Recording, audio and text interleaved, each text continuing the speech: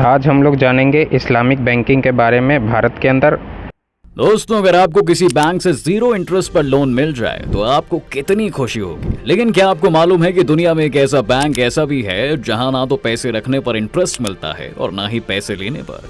ये banking system शरिया कानून के जरिए चलता है। जी हाँ दोस्तों, जिसे इस्लामिक बैंक के नाम से जाना जाता है। तो आखिर क्या है ये इस्लामिक बैंक? बिना ब्याज लिए इनका कामकाज कैसे चलता है, इसकी शुरुआत कैसे हुई और भारत में इसका क्या हाल है? आइए इन सभी सवालों के जवाब जानते हैं आज के इस वीडियो में। दोस्तों, हाल ही में पाकिस्तान की इकोनॉमी के लिए बहुत दिनों बाद अच्छी खबर आई है। खबर यह है कि अंतर्राष्ट्रीय मुद्रा कोष यानी कि IMF पाकिस्तान को $3 अरब का कर्ज देने को तैयार हो गया है। जी हाँ, IMF बिल्कुल आखिरी समय में पाकिस्तान को कर्ज देने के लिए हामी नहीं भरता तो पाकिस्तान को डिफॉल्ट होने से कोई नहीं बचा पाता। हालांकि बताया ये भी जा रहा है कि इससे पाकिस्तान की आर्थिक बदहाली नहीं रुकने वाली है, बस कुछ समय के लिए थोड़ा सहारा जरूर मिल जाएगा। इसलिए पाकिस्तान अब अपनी हालत को सुधारने के लिए इकोनॉमिक पॉलिसी को चेंज करने की तरफ ध्यान दे रहा है और इसी सिलसिले में वह अपने बैंकिंग सिस्टम में सुधार करना चाहता है। पाकिस्तान का लक्ष्य है कि 2027 तक शरिया कानून के तहत अपने बैंकिंग सिस्टम से ब्याज के लेन देन को खत्म करना और बैंकों को पूरी तरह से इस्लामिक बैंकों में बदलना। तो क्या है ये इस्लामिक बैंक? चलिए समझते हैं आज की वीडियो में। दोस्तों, ये बैंक शरीयत कानून के हिसाब से काम करने वाले बैंक होते हैं। इनमें और बाकी बैंकों में सबसे बड़ा अंतर होता है ब्याज का। जी हाँ, अब देखिए, जनरल बैंक्स अपने ग्राहकों का पैसा जमा करते हैं और उस पर ब्याज देते हैं। अगर कोई ग्राहक उनसे कोई कर्ज लेता है तो उसे सारे पैसे सूद समेत वापस लौटाने पड़ते हैं। लेकिन इस्लामिक बैंक ना तो पैसे जमा करने पर अपने ग्राहकों को ब्याज देते हैं और न ही कर्ज देने पर ब्याज लेते हैं। दरअसल इस्लाम में सूदखोरी को हराम माना गया है। यही वजह है दोस्तों कि इस्लामिक बैंक इससे किनारा करते हैं। ये बैंक अच्छे रिकॉर्ड वालों के अनुसार ही कर्ज देते हैं। कर्ज लेने वालों को सिर्फ प्रिंसिपल अमाउंट ही लौटाना पड़ता है, लेकिन कुछ शर्तों के साथ। उस पर कोई ब्याज तो नहीं लगता है। इस्लामिक बैंकिंग में बैंक्स फंड्स के ट्रस्टी यानी पैसों की देखभाल करने वाले की भूमिका निभाता है। बैंक में कोई भी पैसा जमा कर सकता है, जब उसकी मर्जी हो तो निकाल भी सकता है। अगर बैंक को लाभ होता है तो वह मुनाफे का कुछ हिस्सा कस्टमर को गिफ्ट के रूप में दे भी देता है, लेकिन नुकसान होने पर बैंकों के साथ कस्टमर्स को भी घाटा उठाना पड़ता है। दोस्तों, आपको बता दें कि इस्लामिक बैंक्स कुछ खास प्रिंसिपल्स पर चलते हैं, जैसे कि मुदरबहा, वादियह, मुशरका, मुरबहा और इजारा। अरबी के इन भारी शब्दों को आसान भाषा में समझें तो मुदरबहा का मतलब है कि नफा नुकसान को आपस में बांटना। जैसे कि अगर इस्लामिक बैंक को मुनाफा होता है तो वह उसे अपनी सभी ग्राहकों के बीच बांटेगा, वहीं नुकसान की सूरत में सबको मिलकर घाटा उठाना होगा। वादियह का मतलब है पैसों की हिफाजत करना, यानी जो पैसा जमा है उसकी सुरक्षा करना बैंक की जिम्मेवारी है। मुशरका का मतलब है कि एक दूसरे की मदद करके हलाल कारोबार करना, यानी साफ सुथरा बिजनेस करना। इसी तरह मुरबहा एक तरह का एग्रीमेंट है जिसमें खरीदने और बेचने वाले दोनों मार्केट प्राइस से ज्यादा पर बेचे जा रहे सामान की कीमत चुकाने पर सहमत हो। अब आखिर में आता है इजारा, यानी कि किसी एसेट्स को पट्टे या फिर लीज पर देना। यह इस्लामिक बैंकों की कमाई का सबसे बड़ा जरिया है। दोस्तों, इस्लामिक बैंकों को हराम हलाल का ख्याल रखना पड़ता है। उन्हें किसी भी ऐसे कारोबार में पैसा नहीं लगाना होता जिसकी इस्लाम में मनाही है, जैसे कि नशे और अवैध हथियार का कारोबार या फिर वैश्यवृत्ति और पोर्नोग्राफी। इस्लाम फाइनेंस में हराम मानी जाने वाली कंपनियों के शेयर में भी पैसे लगाने की इजाजत नहीं है। इस्लामिक बैंकों में किसी भी मजहब के लोग अकाउंट खोल सकते हैं। ये बैंक धार्मिक संस्था नहीं बल्कि फाइनेंशियल इंस्टीट्यूशन के तौर पर काम करते हैं। दोस्तों, मलेशिया में इस्लामिक बैंकों के करीब 40% कस्टमर गैर मुस्लिम हैं। वहाँ पर बाकी बैंकों के भी ऑप्शन हैं, फिर भी लोगों को भरोसा इस्लामिक बैंकों पर अधिक है। अब ये सवाल उठना लाजमी है कि जो बैंक ब्याज लेता देता नहीं है वह अपने कर्मचारियों को सैलरी कैसे देता होगा और उनके अन्य खर्चे कैसे और कहां से पूरे होते हैं। दरअसल इस्लामिक बैंक कमाई के लिए इस्तेमाल करते हैं पिछले दरवाजे का। अब दोस्तों, शरीयत में ब्याज कमाने की तो मनाही है, लेकिन मुनाफा कमाने की नहीं है। इस्लामिक बैंकों के पास जो रकम होती है उससे वो ज्यादातर असेट्स खरीदते हैं, जैसे मकान, दुकान या फिर खाली जमीन का टुकड़ा।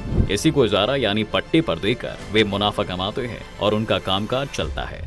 एग्जाम्पल के लिए, नॉर्मल बैंक के पास कोई कस्टमर आता है घर या गाड़ी खरीदने के लिए या लोन लेने के लिए, तो बैंक कागजी कार्रवाई पूरी करने के बाद पैसे दे देगा। आप घर या गाड़ी खरीदकर उसके मालिक बन जाएंगे और फिर ब्याज के साथ किस्तें चुकानी होंगी। लेकिन इस्लामिक बैंक के काम करने का तरीका बिल्कुल अलग है। उसके पास अगर कोई घर या गाड़ी के लिए लोन लेने चाहता है तो बैंक उसे खुद ही वह चीज खरीद कर दे देता है। इस्लामिक बैंक घर या गाड़ी की कीमत के बराबर किस्त बनाते हैं, लेकिन इसमें मालिकाना हक बैंक के पास ही होता है, तो वह ग्राहक से किराया वसूलता है। अब मान लीजिए कि 1 करोड़ का घर है और आपने उसे 20 लाख डाउन पेमेंट करके खरीदा है। तो घर के 80% हिस्से का मालिक बैंक होगा और 20% के मालिक आप होंगे। आपको किराया भी 80% का ही देना पड़ेगा। आप जैसे जैसे कर्ज चुकाते जाएंगे आपका मालिकाना हक बढ़ता और किराया घटता रहेगा। आखिर में घर पूरी तरह आपका हो जाएगा। दोनों बैंकों में बड़ा अंतर है दोस्तों, रिस्क ऑफ ओनरशिप का। जैसे कि नॉर्मल बैंक से कर्ज लेकर सामान खरीदने पर आप उसके मालिक बन जाएंगे। उस सामान को अगर कोई नुकसान होता भी है तो उसका बोझ आपको अकेले उठाना होगा। बैंक आपसे ब्याज समेत पूरी रकम वसूलेगा। लेकिन इस्लामिक बैंक में मालिकाना हक दोनों का होता है, तो आपके साथ बैंक भी नुकसान का बोझ उठाता है। यही इस्लामिक बैंक की बुनियाद है। हम दोस्तों आपको बता दें कि आज के जमाने के इस्लामिक बैंक की शुरुआत 1960 के दशक में हुई थी। इजिप्ट के मिड गमर सेविंग्स बैंक को पहला इस्लामिक बैंक माना जाता है, जो 1963 में बना। मिड गमर ने बिजनेस के लिए प्रॉफिट शेयरिंग मॉडल के साथ कर्ज दिया। शुरुआत में ज्यादातर इस्लामिक बैंक मुस्लिम देशों में खुले, लेकिन 1980 के दशक में पश्चिमी यूरोप में भी खुलने लगे। ईरान और सूडान जैसी सरकारें भी इस बैंकिंग मॉडल को अपना चुकी हैं और अब पाकिस्तान भी इसी दिशा में आगे बढ़ रहा है। दोस्तों दुनिया भर में फिलहाल लगभग 500 बैंक्स हैं और 2000 म्यूचुअल फंड इस्लामी प्रिंसिपल्स को फॉलो करते हैं। स्टेट बैंक ऑफ पाकिस्तान की वेबसाइट बताती है कि इस्लामिक बैंकिंग सालाना 15% की दर से बढ़ रही है और दुनिया के लगभग 75 देशों में ऐसे इस्लामिक फाइनेंशियल इंस्टीट्यूशन किसी न किसी रूप में काम कर रहे हैं। अब भारत में इस्लामिक बैंकिंग का क्या हाल है, चलिए ये भी जान लेते हैं। दोस्तों भारत में पहला इस्लामिक बैंक साल 2011 में केरल के कोच्चि में खुला था। इसमें राज्य सरकार की हिस्सेदारी 11% है। आरबीआई के पूर्व गवर्नर रघुराम राजन की इस्लामिक बैंकिंग में काफी दिलचस्पी थी। सरकार भी इस दिशा में पहल कर रही थी, लेकिन फिर कानूनी जटिलताओं के चलते इस्लामिक बैंकिंग ठंडे बस्ते में चली गई। 2016 में रिजर्व बैंक ऑफ इंडिया ने पहले से काम कर रहे बैंकों में एक विंडो मॉडल के आधार पर उपलब्ध कराने की बात कही थी, लेकिन 2017 में इसे खारिज करते हुए कहा कि भारत में बैंकिंग की सुविधा अब हर किसी के पास है। आरबीआई ने तर्क दिया कि जनधन योजना के तहत लगभग ना के बराबर ब्याज लिया जाता है, लोगों को पैसा दिया जाता है। अगर इस्लामिक बैंकिंग व्यवस्था को लागू किया जाएगा तो इसके लिए कानून को बदलना भी होगा। इसके साथ ही दोस्तों केंद्र सरकार ने साल 2016 में एक सवाल के जवाब में लोकसभा को बताया भी था कि सरकार इस्लामिक बैंकिंग को बढ़ावा देना चाहती थी, क्योंकि इससे गल्फ कंट्रीज से काफी निवेश आ सकता था। आरबीआई ने इसके लिए एक इंटरनल कमेटी भी बनाई थी, लेकिन उसके सुझावों पर अमल नहीं किया गया, क्योंकि इसके लिए कानून में बड़े बदलाव करने पड़ते।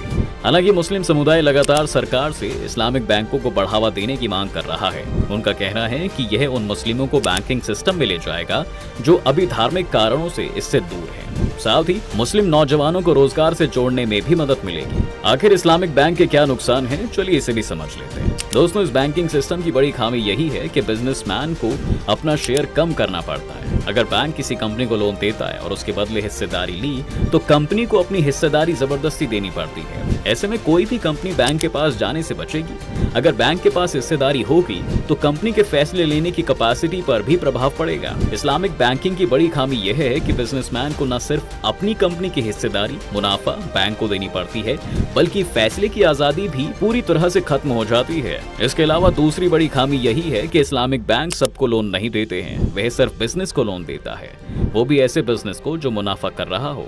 जो भी बिजनेस मुनाफा नहीं बनाता है तो ये बैंक उसे लोन नहीं देता है। इस्लामिक बैंकिंग की बात करें तो यह शराब, तंबाकू जैसे बिजनेस के लिए भी लोन नहीं देता है। तो दोस्तों आप क्या सोचते हैं इस बैंक के बारे में? क्या भारत में भी इस तरह के बैंक खुलने चाहिए? अपनी राय कमेंट बॉक्स में जरूर रखिए। अगर आपको हमारी ये वीडियो अच्छी लगी हो तो लाइक कीजिए और हमारे चैनल को सब्सक्राइब भी जरूर कीजिए।